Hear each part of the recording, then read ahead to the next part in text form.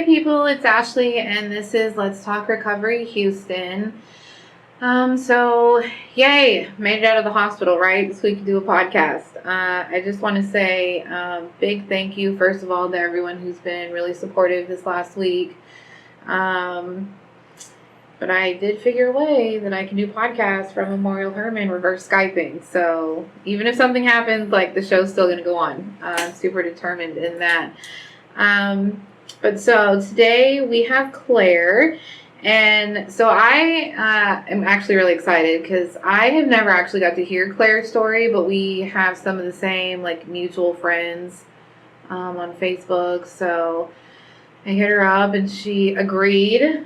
Yay. And she got to do, I think you did a practice run, right, last week? Yes. So she's like super prepared. And so with that, I'm just going to let Claire take it over. Miss Claire, it is all you. Thank you, Ashley. I'm so glad to be here. My name is Claire, and I'm an alcoholic and an addict. And the reason that I say that with a smile on my face is because I truly love where I am today, and I couldn't have gotten here without completely falling down on my face, losing everything, and redeeming myself, which is the process that I am still going through. And it's funny that you said I agreed to come on here because I wanted to say no so badly. I talked to Sarah about it, and I said, I really just don't want to. I mean, my story is, it's a lot, and I've always been hesitant to tell it because I'm afraid that people won't want to be my friend anymore after they hear it. And it's caused me to have some limited friendships with people, to be honest with you. I'm afraid that when they find out the whole truth, they'll look at me totally differently. And so I hope by being on here today, I can not only help somebody who has been through what I have, which is the main goal, but also start to form some genuine friendships with people in recovery that I know that don't know some things about me that I'm about to share. So I wanted to cancel every day, but God told me not to, and so I'm here today.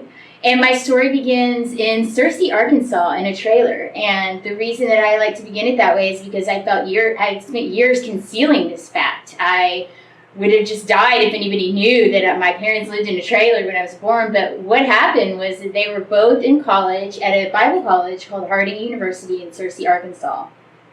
They had an extreme physical attraction to each other and little else in common. My mother she was a beauty queen from Alabama, very spoiled, got a new Mustang when she was 16, never had to work. My father was completely opposite. He was from Michigan, from a GM family, born on a dirt floor. He was the only one out of 6 kids to go through college, worked his way through college selling Bibles door to door. Though he wasn't a religious man, he just knew that this was a good way to make money. So they met, they were in brother and sister fraternal sorority organizations and fell in love, although it was just a chemistry thing. They got married, and back in those days, when a woman was in college and got married, it was common to drop out. A lot of women were just there to find husbands. So my mother dropped out of college and only had her associate's degree, which for years down the line would haunt her. She ended up really regretting that decision. My father graduated and they moved to Dallas when I was 2 months old. And they both worked for the Dr. Pepper bottling company. The corporate headquarters is there. And I can remember my mom telling me stories about how she used to feed me Dr. Pepper through my baby bottle. And I think that's horrible. I mean, that just set the tone for the relationship with my mother and I. I mean, I just never agreed with her decisions. And it's just so strange to me that you would do that. But my father and mother, I don't really know what happened. Neither one of them will tell me, but I know that it ended horribly. They were divorced when I was 2, and neither one of them could stand the sight of each other after that, and neither one of them concealed that fact from me. So this is how I grew up. I was there every other weekend with my dad, living with my mom. My mom didn't have a college degree. She was very, very poor. We lived in government-subsidized apartments, and I can remember being so happy during that time because I didn't know we were poor. I just knew that I played outside with my friends. When it turned dusk, I had to be home, and everybody else around me was the same, and life was good. it was great. I had the Sheer castle. My best friend had the He-Man castle. You know, it was like really great. We were into Thundercats and just all of this cool stuff. I was climbing trees. I remember when I was in 4th grade, we moved to some better apartments. And that's when I figured out I was poor, because it was a rich school and there weren't that many apartment kids there. And all of a sudden I didn't have Guess clothes and all of the brands that everybody else had. And I remember finding out I was poor. And I also remember having this deep resentment brewing inside of me of, why don't I have 2 parents? Why don't I have a stay-at-home mom? Why doesn't my mom pick me up after school? You know, why isn't my mom volunteering at school? At the same time that I had this resentment and shame growing inside of me, I developed a need to become popular. I developed a need to become in that group. And this is something that I never stopped doing, kind of overachieving to be somebody that I wasn't, and never quite feeling like I measured up, but always trying to pretend like I could. So of course I had to do everything bigger and better. I was a cheerleader. I made straight A's. I even went to special school one day a week where the smart kids went. And I was always trying to be bigger and better. And I was in that popular group, and they did accept me. But during this time, my mother had a growing problem with alcohol. And we would get in these arguments. The cops would be called. She would get drunk and call me a bitch. And she would tell me that I was the reason that her life was shit. And, you know, it was just something that I just lived with. I didn't really know there was another way to live. Well, I did. I knew how my friends lived. I just accepted this, you know. It was hard. It was unfair. It was unfair to me. I really just wanted to be in this other world, in this other life where all my friends were. I was the kid that, you know, she would drag to bars. We ate out every single night so she could drink. But then we didn't have enough money for my school clothes. So this resentment was growing. Her alcoholism was getting worse. Meanwhile, I'm visiting my father every other weekend. He gets married. They've got the house, the pool, the neighborhood, the cul-de-sac, all of this. They always wanted me to come live with them, but I couldn't live with my mother because I felt like I would be... Like a betrayal thing? Exactly. Yeah. How'd you know I couldn't think of that? Because exactly. had some interesting family dynamics too, so. You know, but there's this one night, and I can distinctly remember, the cops came, the neighbors had called them because they heard her screaming at me, and I ran out of the house crying, and the police came, and they called my father and stepmother, and I saw this as my chance, and I can remember as a 12 or 13-year-old child thinking, this is it. If I want to have a better life, I need to make this decision. I need to go and never look back. And I did. And I think that my father and stepmother were shocked that I actually didn't go back to my mom. Because, you know, my mom loved hard. Like, she had all these problems, but she also really loved me too. So we had this kind of unhealthy relationship, but they were surprised that I never went back. And so I went to live with them in Arlington, Texas, and all of a sudden I had everything I wanted. I had everything I wanted except love. And I don't mean to say that they didn't love me, but it wasn't a loving, nurturing environment. I had my own room. I had my own phone line. They got me my own VCR and TV and stereo. And back in those days, you know, that was a big deal. And I felt like at the time it was so I could be out of the way more than it was like them giving me stuff. Now, this could have been just my perception at the time, but it was a very awkward situation. They're both these kind of scientist, non-feeling type of people, and it just wasn't that, you know, loving environment. But I knew I was lucky to be there, so I was going to fly right, and I didn't get in trouble a whole lot. The things that I did wrong, I kept secret. And, you know, I didn't break curfew. I was real good about kind of like manipulating the situation. But I felt like I was lucky to be there, and that I got a lot of positive affirmation from getting good grades. I excelled in debate. I was captain of the debate team, which surprised a lot of my friends because, it was like I was in this one crowd where it was like a bunch of airhead girls, and then all of a sudden, out of nowhere, I became captain of the debate team, was winning tournaments, and I even had a trophy case. It was just this complete, like, paradoxical thing. But my father was really, really proud of that, I remember. And this is where I first discovered alcohol during this time. I can remember also my first sexual experience was a very, very healthy one. I had this boy that I had the biggest crush on. It was straight out of a movie. It was like I had a crush on this guy for a year. He was a year older than me, and he was on the swim team, and I was obsessed with him, and like I would follow him around. I knew where all his classes were, and I just like happened to be hanging out outside his classroom. And then like a year of this goes on. I even wrote a poem about this guy. That's how lovesick I was, and I was lovesick. And then after about a year, he asked me out. It was straight out of like one of those coming of age movies, and he ended up being my boyfriend for like 2 years. And this is this is the first person I smoked weed with or had my first drink with. My first sexual experience was with him after we'd been together for a year. We were in love. Now, something interesting about my first drink was that I also smoked marijuana the first time I ever had my first drink. So those were two things that happened at the same time. I didn't have that feeling of complete release. Like this is what I've been looking for my whole life. My addiction was like truly grew slowly over time and was enhanced by circumstances, which, as we get to, were quite shocking. High school was fine. I got in trouble a couple major times, and they both involved alcohol. I got drunk at a football game, and they called my parents, and I didn't get to go to homecoming. And my parents were really, really nice about it. They didn't punish me because they thought I'd been punished enough. And there was another time where I threw up in a friend's car, and his mom wrote a letter to my parents, and I like intercepted the first one, and I thought I was home free, but they wrote another one. It was a big deal. So, but these are normal high school things. So I ended up going to college, and I went to Texas State University, which at the time when I went was called Southwest Texas State University, and it is a party school, man.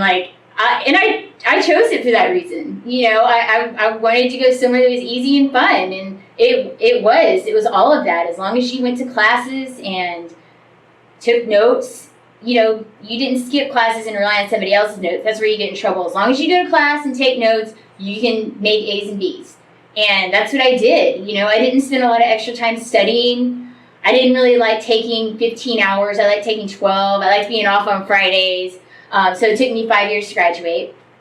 But college for me was like, it was two different sides. It was a very lonely time because my parents, my parents moved to the Silicon Valley during the dot-com boom, which is when this was.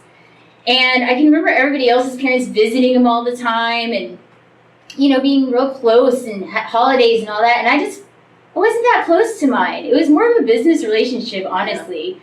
And I can remember I'd fly out to the Silicon Valley, and they were in Saratoga.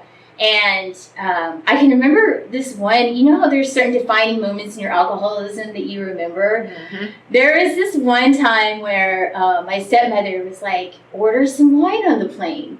It's free. And, and she was telling me how to say it, Sauvignon Blanc. And so I'd repeat, Sauvignon Blanc. And she's like, yes, Sauvignon Blanc. And so I can remember doing that, and I can remember I never flew on an airplane again without being drunk. And she had no idea what that she was doing. I mean, they can drink one drink and be fine. Not me. I never had a sober flight again. I was like, this is the way to go. So, but yeah, I was very lonely in college, but I hid it. I kind of was raised not to show feelings. So, on the outside, college was just wearing Abercrombie and Fitch, going to Dave Matthews concerts, floating down the river, smoking weed, going to parties. At this point, I wasn't really drinking at home, but I will say that I developed some codependent habits. I was kind of a serial monogamist. I always had a boyfriend right after the other. So I wasn't like sexually promiscuous, but I always slept with my boyfriend, and I always had a boyfriend, and it wasn't just one the whole time. So I always had to be with the guy, and they became my whole world. You know, my friends would fall to the wayside when I had a relationship. So, you know, that was kind of how college was for me. I was very detached emotionally from anything real, and I filled it up with superficial things and then beer and alcohol. But my alcoholism really developed after I graduated. I started working at Dell Computers, and I thought it was so cool because instead of keg parties, I was going to dinner parties, and there was wine. And that is when I really became an alcoholic. I started buying wine and having it at home. The corporate culture at Dell is very alcohol, like happy hours. And I was right in the middle of it. I thought it was great. I could just going to happy hours all the time, drinking at home. This is when I really, really started drinking a lot. I was just empty inside. And I think a corporate job on top of the loneliness I felt, you know, just grinding and making money for a CEO with nothing feeding my soul. I didn't even know that there was such a thing. I just thought that I wanted to drive a nice car and live in a nice place and meet a handsome man, and that was, you know, everything, because I remember I'd grown up like not having this perfect life that I wanted. So that's what I wanted. I wanted to get married. I wanted to, you know, live in the suburbs and in a house and have kids and be the PTA mom and all this stuff. That, to me, that was the perfect life that I never had. So one day, I was sitting at my desk, and I look up, and there was this blonde guy who's tall and very, very handsome, and he was staring at me, and it was just like one of those moments out of a movie. We both like turned and looked at each other, and was like, la, like we both like just boom, fell in love. He was from upstairs. He was in corporate sales, and he had this account that he couldn't do anything with because it wasn't large enough, so he came downstairs to pass it off to somebody, and lo and behold, it was me. So this particular customer ended up being a nightmare. So that was the big joke, and we had to email each other all day to like figure out what to do with this guy, and he ended up asking me out that night. He said, I'm leaving for Europe tomorrow, but I really want to take you out. We went out, had a fabulous time. He went to Europe, came back, and boom, we were together ever since. We went out every single night. I think I moved in with him within like a month. It was, you know, it was everything I thought I wanted. He wined and dined me, and he was handsome, and his family was great. I also had a tendency to date guys that came from the type of family that I wished I had too. Interestingly, high school, college, and this guy all came from 2-parent households, stay-at-home mom, like all that stuff. I was just really going after that specific thing. So we get married. He convinces me to quit, and I get pregnant.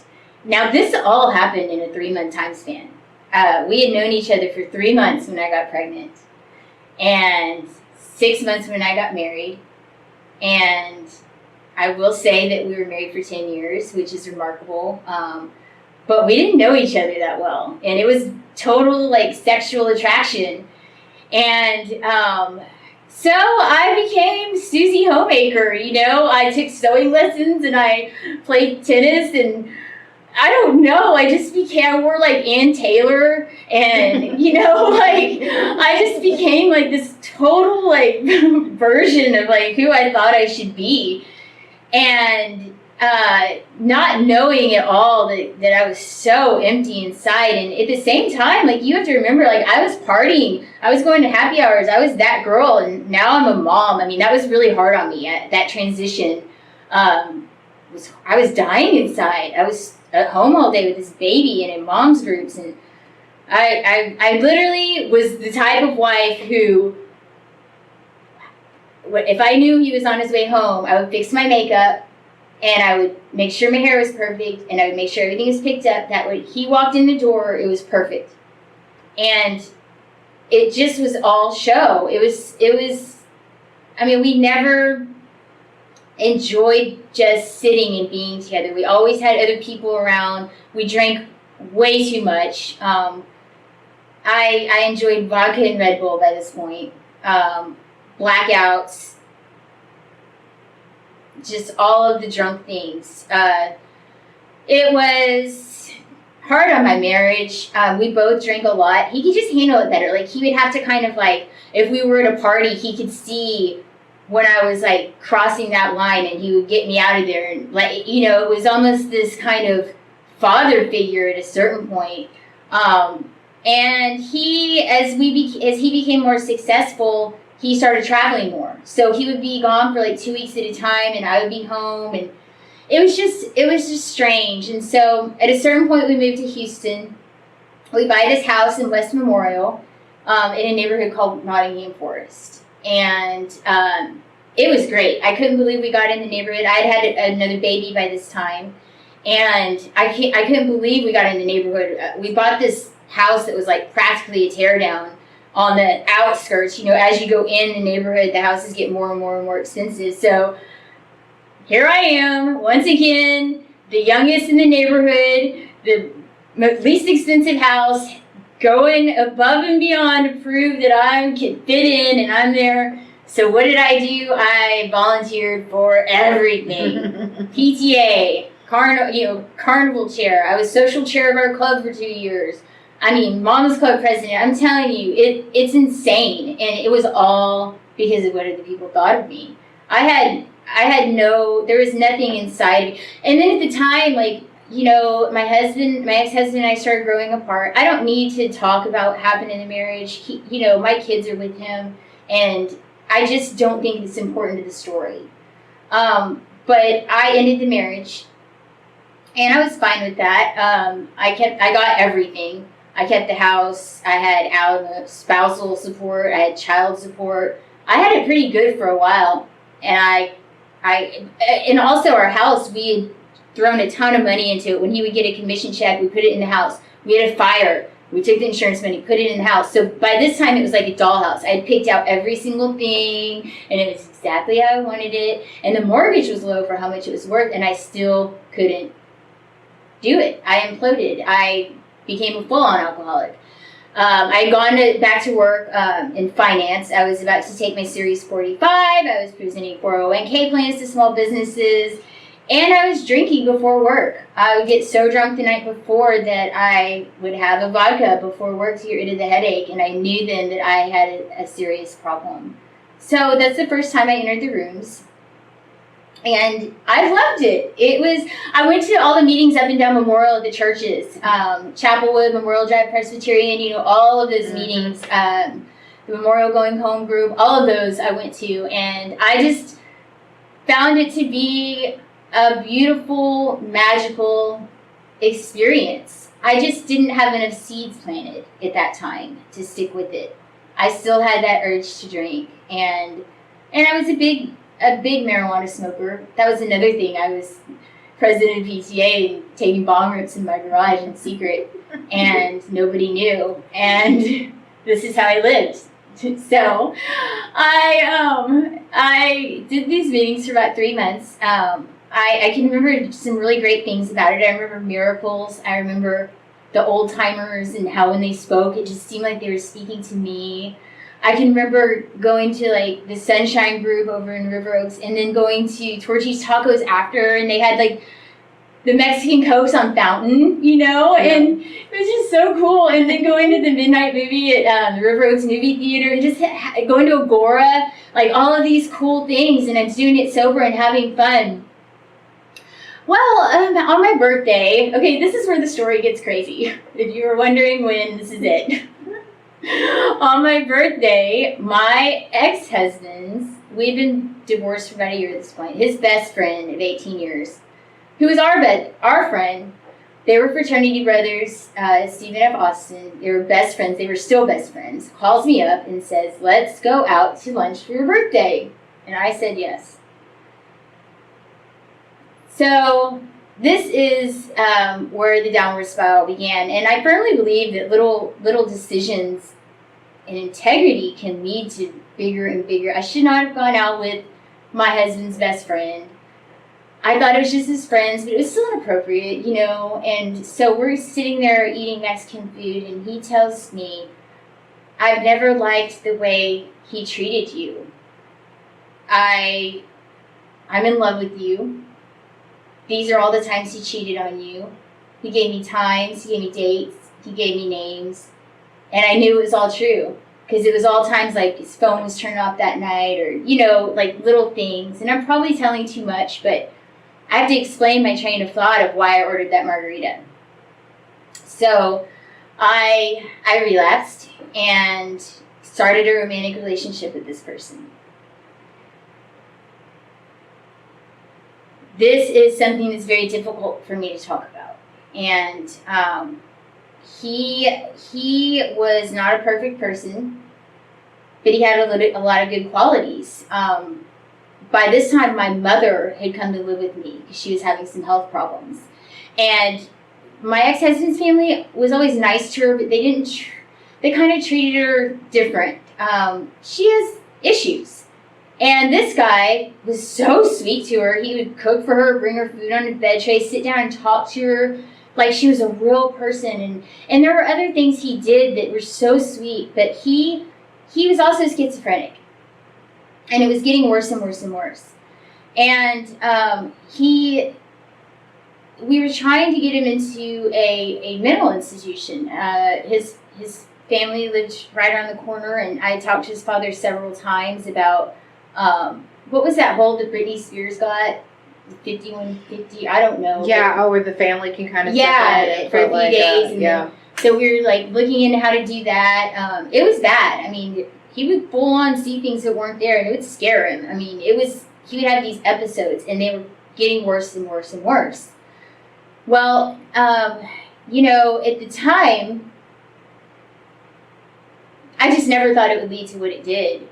This one time, we were in my bedroom, and he started having an episode, and I got tired of dealing with it. As it had happened so many times before, I never thought that the outcome would be what it was. But so I went upstairs and went to sleep.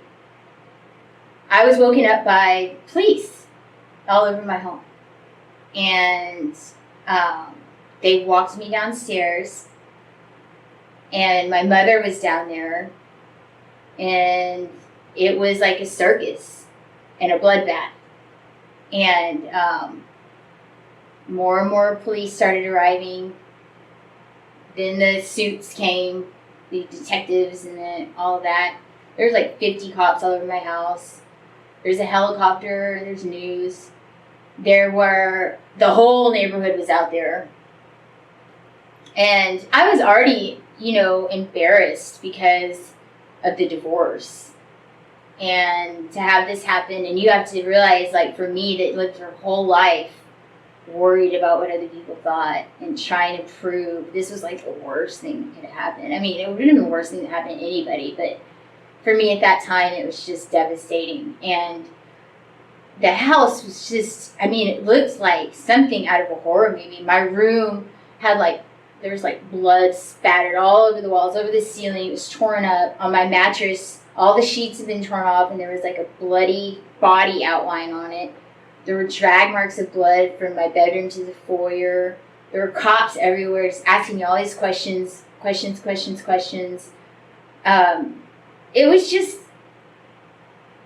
the most insane situation you could ever picture. And it was so crazy that it happened. I mean, it still to this day seems very surreal. So eventually, what they ended up doing was putting me in the back of a cop car so they could continue this investigation. This has been hours. And so here I am. And then it's routine that if you go in the back of a cop car, you have to have handcuffs on. So they cuffed me and put me in the back of a cop car in front of everybody. So you can imagine the rumors that are going around. There's a rumor that I killed him for a long time.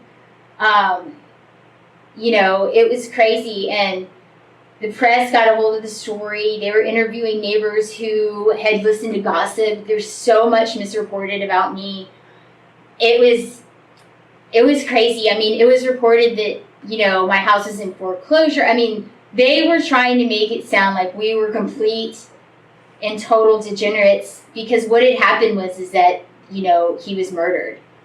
The cops were supposed to respond to a mental health call. Rookies showed up, and they lied about what happened, in between the time that they came and the fire department came. And the reason we know this is because his parents ended up suing the police in a multi-million-dollar case. My home was the scene of an intensive investigation for 6 weeks. I had to live with it like that. And, there were specialists who came in every day, blood spatter specialists, forensic specialists, private investigators, attorneys, every day. And I just opened my home. It was crazy because, HPD, they wanted me to be on their side and testify for them. And the family wanted me to be on their side and testify for them. And I chose the family. So I let them have free reign in the house for 6 weeks. I moved upstairs, but I would do really unhealthy things like go sit on my bed at 3 a.m. and talk to the deceased. And just, it was hard, So, meanwhile, his funeral was at Chapelwood. It was a very nice funeral. But I can remember that the attorneys were surrounding me the whole time because there was press there, and they didn't want me to talk to anyone. And there was a press conference after the funeral, and I went home. And when the investigation wrapped up, I sold my house. I paid to have it repaired, and I sold my house. My kids were at my ex-husband's when this happened, and they never came back. And I sold the house, and I took the money, and I ran away, and I never came back. And I started a life of addiction. I got in an unhealthy relationship with somebody who would not only beat me up, but tell me that I obviously was a murderer, and all kinds of things. So for the first 2 years, I spent a lot of money. And I drank a lot, and then that wasn't enough, and I got in a DWI. It was the first time. I had never even had a speeding ticket up to this point, and I got in a DWI. I totaled my sports car, and I was so messed up that I let my insurance lapse, and so that was gone. So now I'm dependent on this guy, and I decided to try speed. It numbs the pain at first, and it was a little bit fun. It wasn't as, I remember the first time I tried it, I thought it would be more. I was like, this is it? Like, I didn't think it was that cool, but I kept doing it. Some crazy things happened, That's another thing that I think that anybody who's done that drug knows the nightmare that ensues. The people that you're around, the situations you're in, the decisions you make. I was so traumatized that I literally thought I had died when he did, and that I'd gone to hell. I thought I was dead because I was in hell, and I hated every minute of it. I never was about that life, I wasn't a hustler at all. In fact, I got robbed over and over and over, just robbed blind. But what I liked about it is that I never felt alone because you're always around other people, and I liked the teenage kind of no responsibility thing because that's how I coped. So luckily, that only lasted a couple years before I went to jail.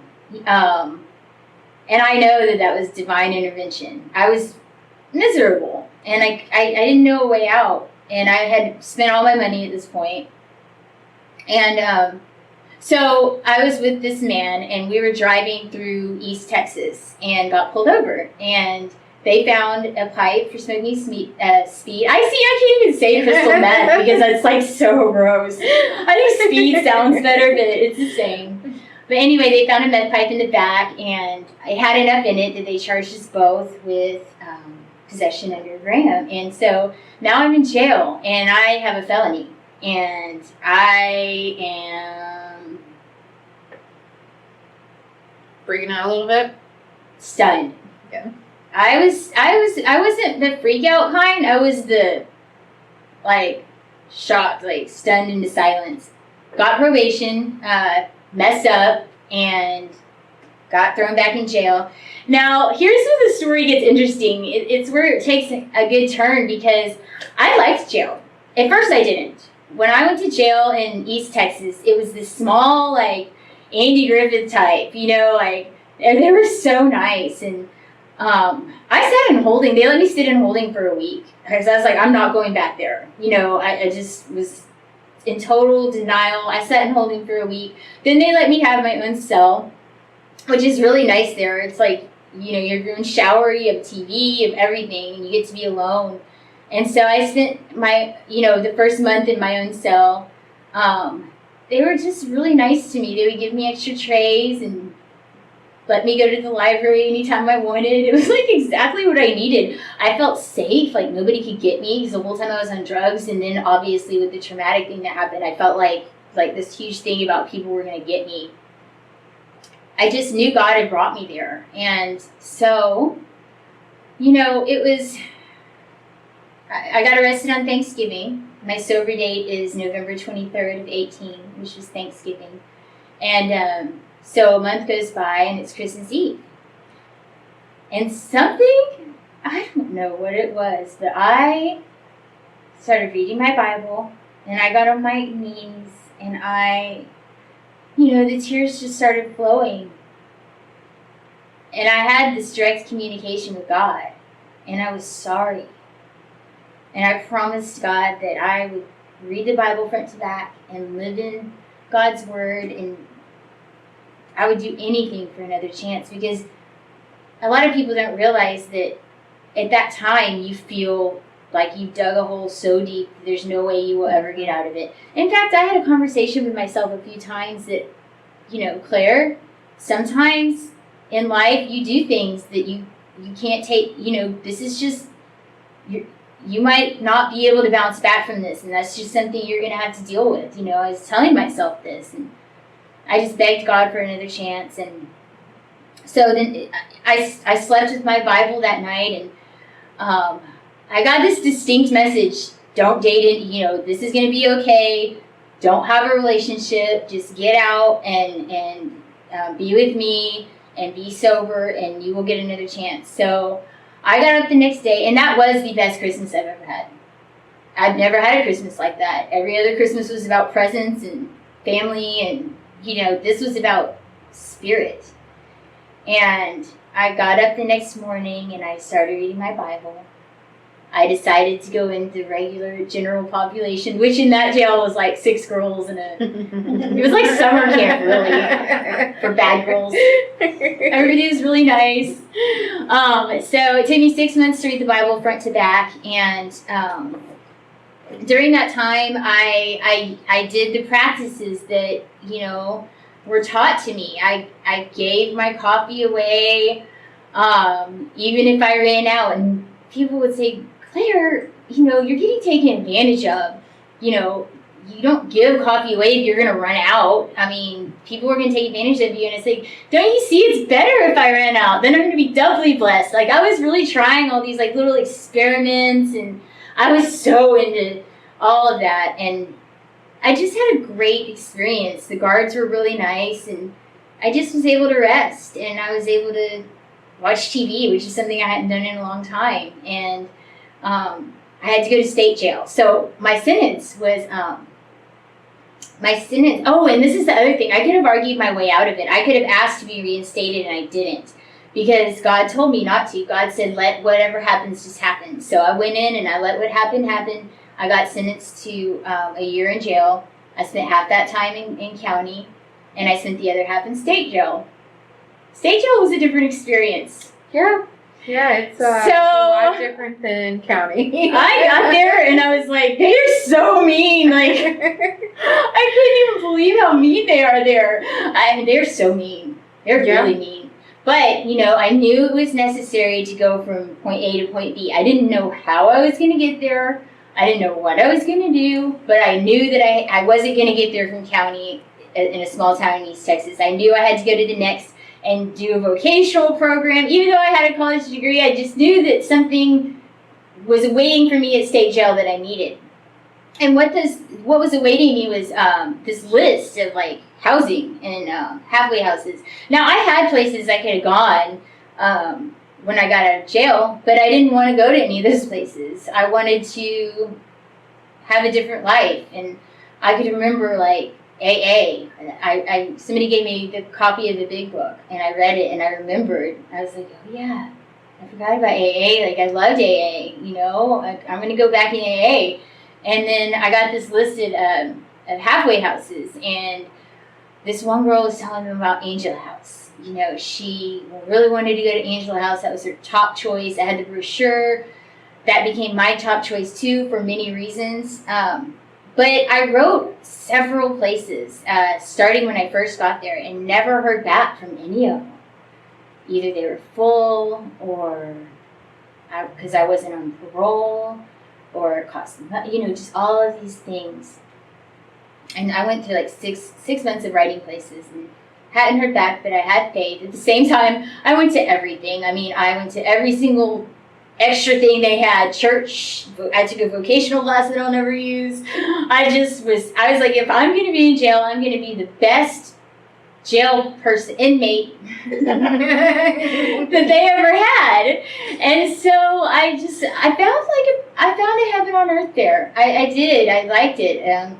The girls in my pod were nice. By this time, you know, state jail is 50, and we had an awesome time. Like, I kept to myself and read books a lot, but I would come down and watch Wheel of Fortune. I'd come off my bunk and watch shows, and they were, you know, jail isn't like what it is on TV. I had a very, very positive experience. It was exactly what I needed at the time.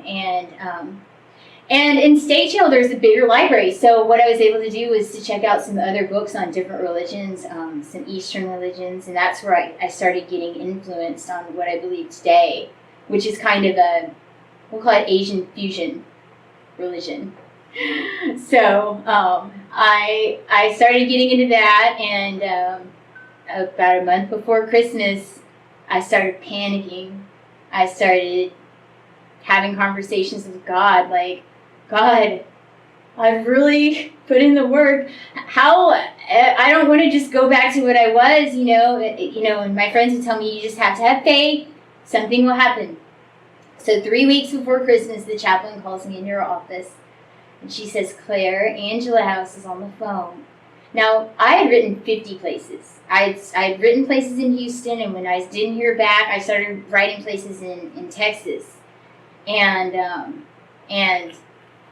it was just such a process. And I'd written a few places several times. And when she told me that Angela House was on the phone and wanted to interview me, I literally broke down in tears. I was like so thankful. I mean, so thankful. I got in, and it was the best Christmas that I've ever had. Well, the second best Christmas. But I knew that was directly related to the Christmas before. God told me that this is your Christmas present. Last year, you came to me and have worked really hard, and this is also me. I knew that they were both directly related. So I had the best Christmas ever. So I was getting out, you know, right after Christmas, and I got into Angela House, and, you know, life was good. I was really excited. So, but I didn't know what to expect. You know, I just didn't know what to expect. So, because you had never been in what? For people who don't know, what is Angela's House? Is it a sober living facility? It's sober living. It's a program. It's not just sober living. It's a year-long program. It's free.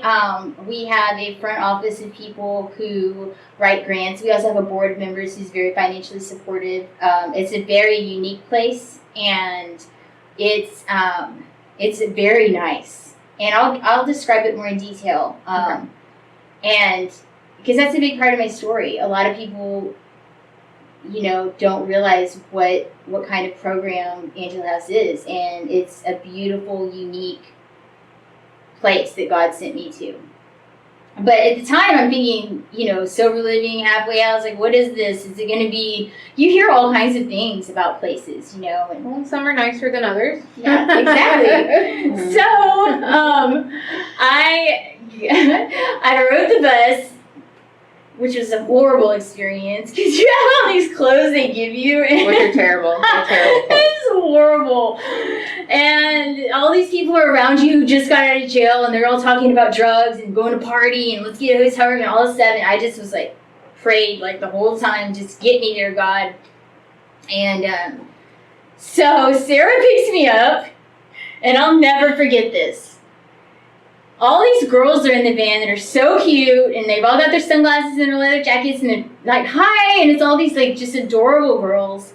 We're talking about going to the next night was New Year's Eve, so we were going to a drag show, and then we were going to a sober Eve party, and then we were listening to music turned up, and everybody was laughing, and I was like, this is not what I expected. I was like, this is awesome. And I can remember having that distinct feeling of transcending frequencies. I knew that I had gone to a higher plane right at that moment. That was a very distinct feeling I had riding in that van at that moment, that I had transcended a frequency and that God had done that. I can also remember distinctly the next Saturday night, all loading up in the van. We're way South Houston. So it was one Saturday night, and they said, we're going to go to Mercy Street. And I was like, what's Mercy Street? And they said, it's church, but it's for sober people. As we got closer and closer, I said, oh, this is my old neighborhood. And then we got closer, it's like, we pulled into the church where his funeral was. And I couldn't believe it. Out of all the places in all of Houston, I mean, it's a 40-minute drive. It wasn't close. I knew that God had brought me there. So I keep having these miracles happen. I mean, God brought me. Was that hard for you being at Chapelwood that first time? It absolutely was. But it was hard, but it was also beautiful. The hard part was that I didn't share it with anybody because I hadn't told anybody at this point what had happened. And I never told a soul in jail.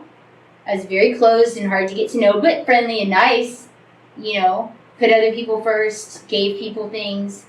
I always had money on my commissary because I think God teaches you different lessons. Like some people need to go through that lesson of not having anything. Some people need to be nurtured a little bit. I was blessed and always had money, but I always gave things away. So I was a nice person. I was just very hard to get to know on a certain level. And I am still, because this is my first time I'm telling people. Like, you had no idea. Yeah, I didn't know.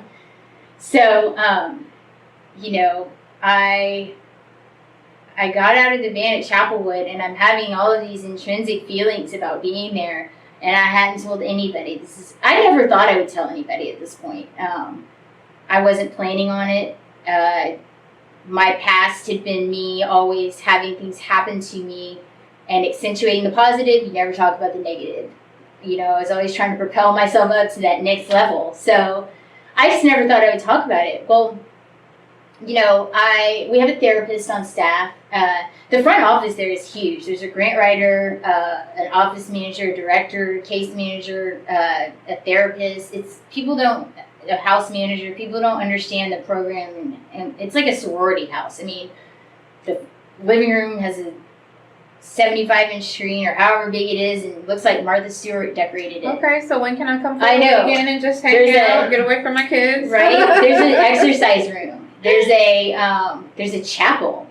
The whole place. There's a commercial grade kitchen with all stainless steel. I mean, it's amazing. The whole place surrounds a courtyard. This lush and beautiful with 2 huge tables and umbrellas. It's gorgeous. And it's all women, I'm assuming. It's all women. It's all women. It's like a sorority house for girls that have made mistakes and need nurturing. And it's my family today. So my therapist is on staff there, and I see her once a week. And we had a session, and she does this magical stuff where she makes you say stuff. I don't know what she does. She asks the right questions. So I, for the first time, since this had happened, told her what happened. And I can remember telling about my trauma, and I'd never experienced this, but like my whole chest was shaking like this, like back and forth, and my whole body was shaking, and it was trauma being released from my body. And it felt like a release. And then a few weeks later, I was in a group, and somebody asked me a question that I get asked a lot: how did you end up here? How did you end up on meth? You know, people think I'm a cop all the time, like in jail. Yeah. You know, stuff like that. So somebody asked me that question I'd heard a million times, and for whatever reason that day, I told. And everybody was silent and shocked. They had no idea. You know, they assumed, they put me in a category and found out that no, I actually have been through. I fell all the way down the elevator, all the way to zero. You know, and it's embarrassing because, you know, the reason I'm so close about it is because not everybody in recovery has fallen down that far. I can remember my first round in recovery saying, well, I wanted to get off at 7. I didn't want to go all the way down. Well, geez, I just think I jinxed myself on that one. But, you know, not everybody does. So it's hard. It's hard, even though it's a beautiful, accepting community. It's still, my story is pretty crazy. And the decisions I've made, I was slandered in the news and had a boyfriend die in my home. Who I was dating that was my ex-husband's best friend. I left my kids. I got on drugs. I went to jail. I live in a halfway house. I have nothing. I have no car. I have no money. I have nothing. And so that's, you know, that's all. You can be friends with people on a surface level, but once they want to get to know me, I cut them off. So I'm hoping that this can kind of like help that situation. Yeah, I mean, I think it's awesome that you are actually talking about it.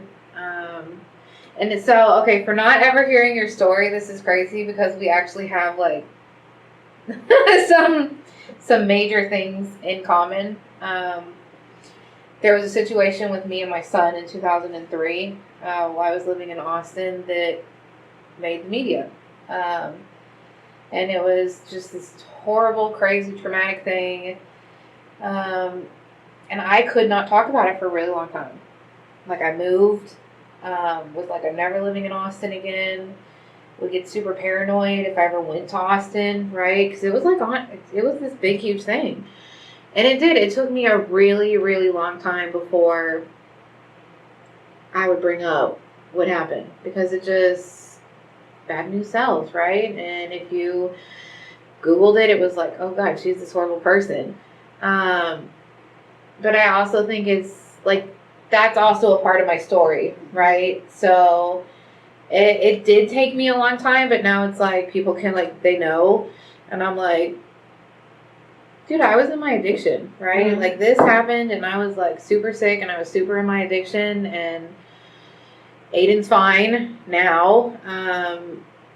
So I was blessed in that way, but it's like, that's part of my story. And if you don't like part of my story, well, fuck off, right? Because and some of us in the program have been through things that I think some people are like, can't, honestly, even though they're addicts and alcoholics, can't even fathom or like wrap their head around some of the things that some of us have been through. But I really think those things also make us better, stronger people, right? And then give us kind of like the upper hand when helping others in certain situations, right? Because there could be someone that comes into the program that's been through something like you. Absolutely. I mean, you're going to be able to help now because it's, as I continue at the end of my story, it's, you know, it's evolved into, you know, my life's mission is to help other people who've suffered trauma and reacted badly. I'm so glad you told me that about you, and I never would have known that if I hadn't told you that about me. Yeah. And, you know, it's crazy when the press reports things about you true or not. I know what celebrities must feel like when things get reported that aren't true. It's the most frustrating. No wonder so many of them are on drugs. Yeah. I mean, it's so horrible. I can't even explain it. And I reacted badly with the already growing addiction. So, you know, I appreciate you telling me that. It makes me feel like I'm like, girl, it's not just you. So, you know, I told my story to the girls, and that bridged the gap between us like it has here today.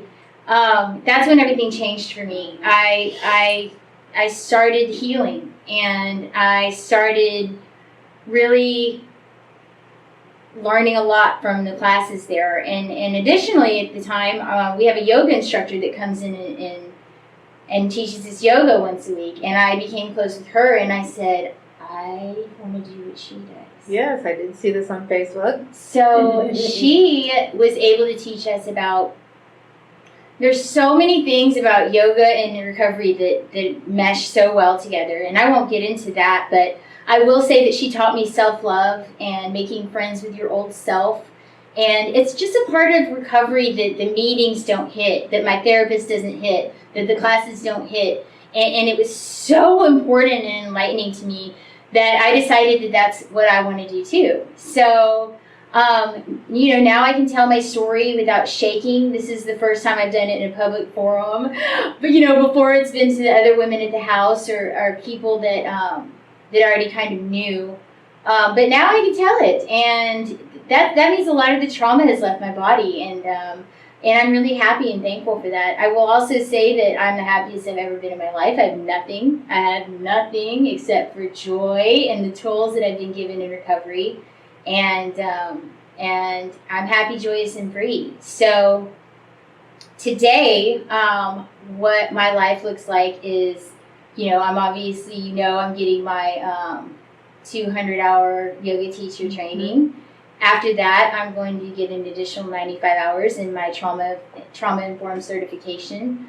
I'm in a mind-body medicine class that I really enjoy. After that, I'll be training to become a facilitator for healing circles with a recovery focus.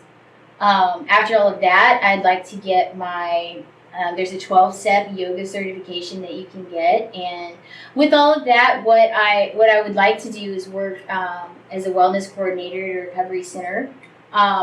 So in the meantime, what am I willing to do to make all that happen? Well, I just became a waitress, and I've never been one before. How's that working out? I'd start Tuesday. Okay. So I'm gonna wait tables. Be kind on yourself. My cereal went off. Just be patient with yourself. Yeah. So yeah, and then as far as the future, I don't want to say, because I know that what awaits me is bigger than what I can imagine. So I don't really like to say, well, this is where I want to be in 5 years, because I know that it's going to be major. And as long as I can help other people who have been through what I have and, share that passion I have and teach people how to heal after trauma and how to make friends with their past selves, I will be a happy, joyous, and free person. And all of that, the people in the rooms and the program of recovery have given me. So that's my story, and I'm sticking to it. No, I love that. And I love, I always love it when people bring up the trauma aspect of addiction, because I am a big advocate for getting into therapy, getting into other 12-step programs, because I do love AA and NA. But sometimes there's other stuff you need to deal with that you just can't deal with in a normal 12-step meeting. So I think that's awesome. You want to do this. This was fun. Off camera, you'll have to tell me where you got a job at, and I'll come stalk you and tip you and all that good stuff. Because I think that's important too, to take care of our friends in the program. Any shout outs you want to give to anyone? I would like to shout out to Sarah for bringing me here, and she's just, the support I have is amazing, and I would like to shout out to that team of support, which includes Jessica, Angel, and Chad with Heroes. It includes the whole staff at Angela House. It includes anybody who I've ever been in an AA meeting with. It also includes my family at Angela House. Those girls are my family, and I couldn't be in a more nurturing, supportive, it's the best place I could be. And I've been there for 8 months now, and it's just been a blessing. And I would like to shout out to all of the women in my life who have supported me, because it turned out that this recovery process was with women. And whereas my whole life it had been revolved around men, and whether it was a boyfriend or a husband or even my father. I just never got what I was looking for, and now I've gotten it, and it's from a team of women.